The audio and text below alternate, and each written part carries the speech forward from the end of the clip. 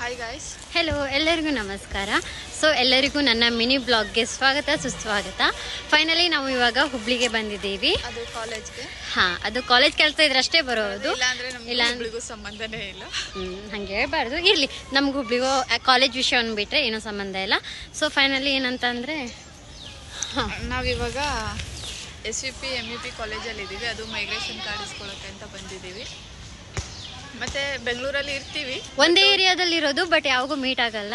ಯಾಕಂತಂದ್ರೆ ಅಷ್ಟು ವರ್ಕ್ ಇರುತ್ತೆ, ಇಬ್ಬರಿಗೂ ವರ್ಕ್ ಪ್ರೆಷರ್ ಜಾಸ್ತಿ. ಸೊ ಫೈನಲಿ ಹುಬ್ಳಿ ಬಂದಾದ್ಮೇಲೆ ಮೀಟ್ ಆಗ್ಬೇಕಂತ ಏನೋ ಇತ್ತು. ಸೊ ಹುಬ್ಳಿ ಬಂದೇ ಮೀಟ್ ಆಗಿದ್ದೀವಿ. ಸೊ ಬನ್ನಿ, ಇವತ್ತು ನಿಮಗೆ ನಮ್ಮ ಕಾಲೇಜ್ ಮತ್ತೆ ತುಂಬಾ ಎಂಜಾಯ್ ಮಾಡ್ತೀವಿ, ಅದೇ ಖುಷಿ. ಅದನ್ನೇ ಹೇಳ್ತಾ ಇದ್ದೆ ನಾನು. ಅವಾಗಲೂ ಎಕ್ಸಾಮ್ ಬರೆಯೋಕ್ಕಿಂತ ಮುಂಚೆ ಇಲ್ಲಿ ಬಂದುಬಿಟ್ಟು ಕೈ ಮುಗ್ದೆ ಹೋಗೋದು. ಸೊ ಮಹಾದೇವನ ಕೃಪಾಶೀರ್ವಾದದೊಂದಿಗೆ ಸೊ ನಾವು ಫೈನಲಿ ಡಿಗ್ರಿ ಕಂಪ್ಲೀಟ್ ಮಾಡಿದ್ದೀವಿ. ಸೊ ಇವಾಗ MAಗೆ ಮೈಗ್ರೇಷನ್ ಕಾರ್ಡ್ ಇಸ್ಕೋಗೋಕೆ ಬಂದಿದ್ದೀವಿ. ಸೊ ಇದೆಲ್ಲ ನಮ್ಮ ಕಾಲೇಜು. ಹುಡುಗಿರನ್ನ ತೋರಿಸು, ಇವರೆಲ್ಲ ಚಿಕ್ಕ ಚಿಕ್ಕ ಮಕ್ಕಳು. ನಾವು ಫಾಸ್ಟಲ್ಲಿ ಹಾಗೆ ಇದ್ವಿ, ಇವಾಗ ತುಂಬ ದೊಡ್ಡವರಾಗಿದ್ದೀವಿ. ಸರಸ್ವತಿ, ಇವ್ರಿಗೆ ಕೈ ಮುಗಿದ್ಬಿಟ್ಟು ಎಕ್ಸಾಮಿಗೆ ಹೋಗಬೇಕು.